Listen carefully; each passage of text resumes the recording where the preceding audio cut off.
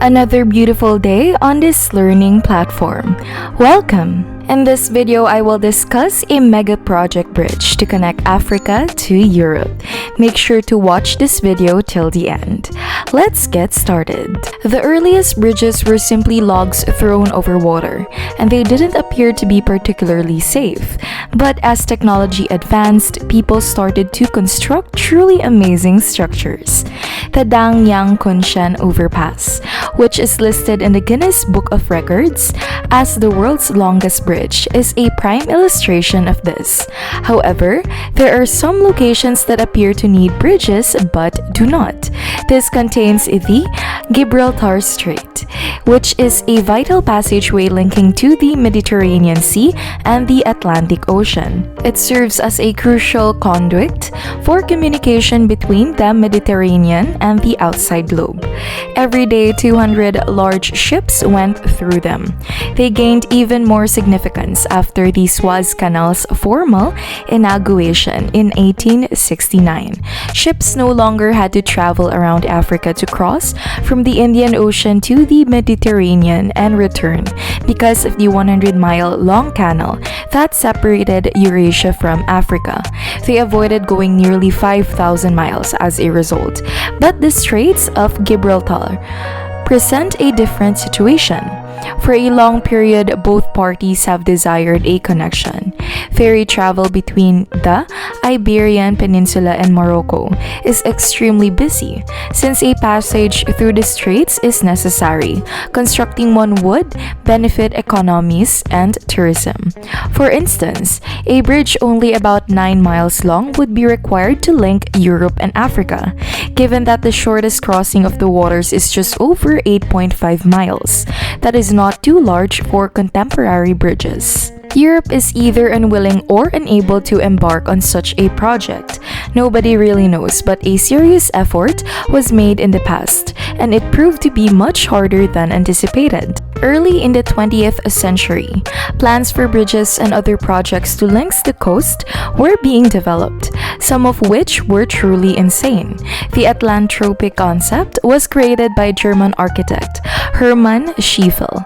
In the late 1920s, he proposed constructing a hydroelectric dam that would block the Straits of Gibraltar in order to link Europe and Africa and improve the latter continent's climate for Europeans. According to the author, a dam that was 18 miles long and up to 1,050 feet deep on the ocean bottom seemed entirely plausible. Additionally, he would construct a second barrier over the Dardanelles. This would prevent water from entering the Mediterranean Sea from the Atlantic Ocean. Therefore, the water level would steadily rise by 5 feet per year. But Sorgel would that paced to be so slow. He proposed pumping water to the Sahara through a unique channel, creating a man-made water there. In just a few decades, the author's plans would reduce the Mediterranean Sea level at 656 feet. Over half of all nuclear energy produced in the US currently, or over 50 gigawatts, could be produced by the Gibraltar Dam alone. This could deliver clear water to the Sahara and electricity to the surrounding areas. Creation of additional agricultural property. According to Sorgel's proposal, electric lines from the Gibraltar Dam would have been connected to highways and railroads, forming a new region of the world between Europe and Africa. Sorgel attempted to bring the project to the notice of the Nazis when they took control of Germany, but Hitler was unimpressed. Additionally, he was no longer permitted to promote his in Tropa initiative. Thus, he didn't start discussing his views again until after World War II. Since they anticipate significant financial gain from the initiative, many major manufacturers supported it. Despite this, the required amount of money was never located, despite its value. Nothing the project's manifestations could strive in Southern Europe and was largely a utopian endeavor. Although Sorgel and his amazing Atlantropa both passed in 1952, there have been more practical suggestions for connecting the two hemispheres. Numerous underground passageways and bridges have been proposed.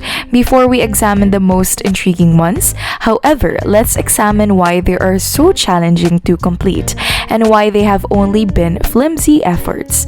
On paper, the issue appears to be primarily geographic in character, with the depth of the strait playing a significant role. In contrast, it can reach depth of over 3,280 feet in some locations. The Burj Khalifa in Dubai, which holds the record of the tallest structure in the globe, is 2,701.6 feet tall. Imagine needing to construct supports that are even higher. The Mala Viaduct also contains the world's highest supports, which stands at just 803 feet. We have never produced supports that are 2,700 long. The extremely powerful multi-directional current, which flows in two different directions, west and east, is another significant issue. It is extremely challenging to construct and maintain a classically supported bridge given the depth and current, and also need to consider potential natural catastrophes. Although many European experts believe this project is simply technically impossible and would cost billions of dollars to complete, Chinese-American engineer Ton In Lin suggested a bridge across the strait in the 1990s with the goal of connecting Europe and Africa through 2 points. His bridge was unique is that it had an unheard of 3.1-mile stretch.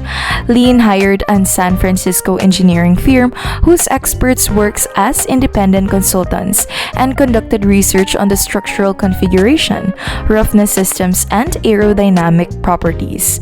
Though the project was estimated to cost $15 billion, was treated seriously overall, it eventually remained on paper. In 2004, Eugene Su, an American architect, suggested yet another incredibly unusual bridge. He created a hovering bridge with a spine-like structure made of segments, so that ships could travel through halfway. A portion of the bridge would be submerged in the water. The architect wanted to build a man-made island that was almost 3.1 miles across and had wind and water turbines that could supply Morocco and southern Spain with a sizable quantity of electricity. However, it didn't really actually happen. The tunnel idea was revived by Spain in the 1930s, but it was soon realized that the strait's base was composed of extremely hard rocks, making tunnel construction too challenging.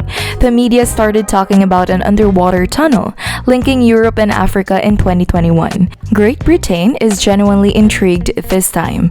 After leaving the European Union, they must seek out new trading partners. It makes sense to build a tunnel from Gibraltar to Tangier, the biggest port in Morocco.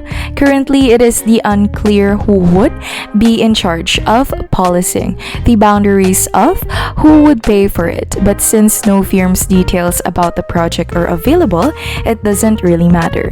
There's a possibility that something will surface at some point. If you want to share your opinion, comment down below. And if you have not yet already, please subscribe to our channel and press the bell icon for daily interesting and helpful contents. Thank you for watching.